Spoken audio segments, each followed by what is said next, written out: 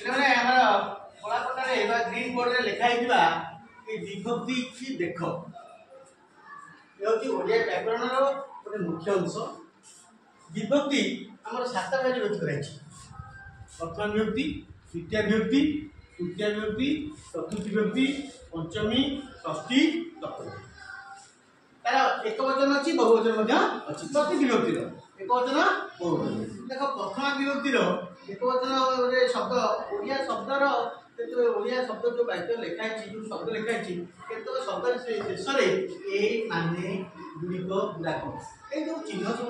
शब्द जोड़ा अक्षर शब्द जोड़ा है विभक्ति विभक्ति बोली आम जाना। यदि ए माने गुड़िक गुड़ाक लिखाई प्रथम विभक्तिर चिन्ह।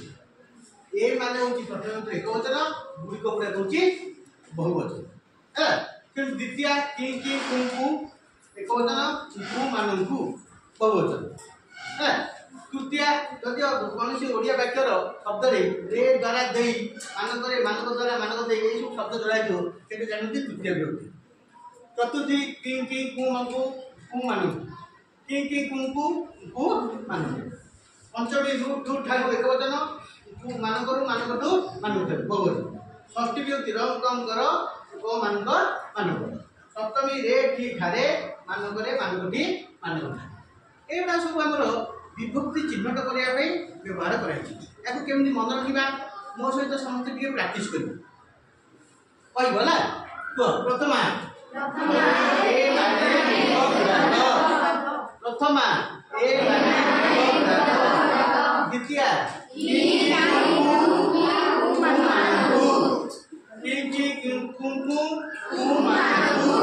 तृतीय रे द्वारा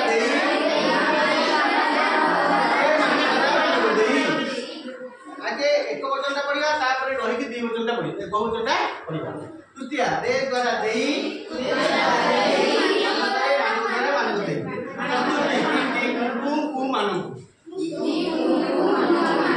द्वितीय चिन्ह जहाँ चतुर्थी चिन्ह किसी असुविधा ना। पंचमी रू ठू ठारू मानक मानक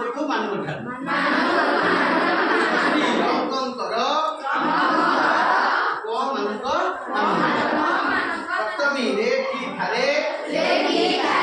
मानक मानकटी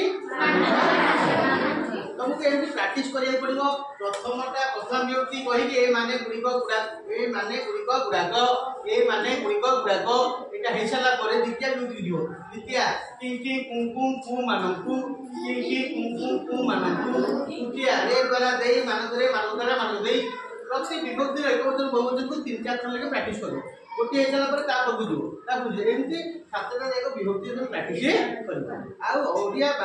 वाक्य ये अक्षर जो लगी तुम जान ये कौ मन कर कहि बहीटीए विभक्ति लोक माने विभक्ति प्रथम विभक्ति बही गुड़िक प्रथम विभक्ति गाई गुड़ाक बहुवचन प्रथम विभक्ति एक वचन कोटा बहुवचन कोटा। द्वितीय विभक्ति कि कुंकुम कुमानू लोक से मानू है। तृतीय रे द्वारा दे कुराड़ी रे काठ बना जाए कुराड़ी शब्द रे जोग कराई कौन द्वारा रे द्वारा दे ये 3टा अर्थ एक भाया अर्थ मानक मानक द्वारा मानक दे से भाया अर्थ प्रकाश कर द्वारा हेले आसो तृतीय विभक्ति। चतुर्थी से कि कुमानू रोगी को भिक्षा दियो भिकारी को भिक्षा दियो रोगी को औषध दियो। पंचमी रू ठारू गचरू पत्र पड़ा आकाशरू बरफ वर्षा है बरखा पात है। षष्ठी रंग कम कर लोकंकर घर द्वार नहीं लोकंकर विभक्ति कर लगे मैंने षष्ठी षष्ठी ठीक ठारे पोखरी रे पद्म फुटे फुटी पोखरी सूर्य उदय पद्म विकसित हुए सूर्य उदय समय ठीक ठारे मानक मानकटी मानक ये सब शब्द व्यवहार में आम ये विभक्ति बोली यह हूँ व्याकरण मुख्य अंश जोटा कि संस्कृत और ओडिया दुईटा जाक व्यवहार कर तुम समस्ते मुझे आशा करुँच विभक्ति कौन जान टे समस्ते घोषी दब ये विभक्ति प्राक्ट करदे पूरा निर्भुल भाव में आम पिला दिने प्राक्ट कर आज जाए मन अच्छे आम पाठ कहूँ कौन सी जिन घोषबनी कितु केतटा जिन मन रखार उपाय प्रथम टी टाए माने गुड़िक गुड़ाक टी टा छाड़ देछि टी टाए माने गुड़िक गुड़ाक टी रहइबो टी टा ए माने गुड़िक गुड़िक गुड़ाक टी टा ए माने वही टी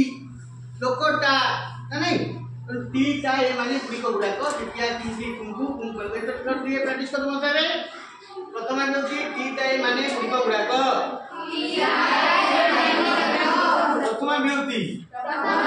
टी टा ए माने गुड़िक गुड़ाक द्वितीय किं किं कुं कुं कुं मानंकु तृतीय रे द्वारा देई मानक रे मानक द्वारा मानक देई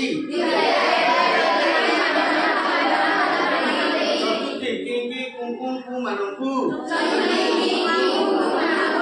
पंचमी रु ठु ठारु मानकरु मानकटु मानक ठारु षष्ठी रंकं कर गो मानक मानकर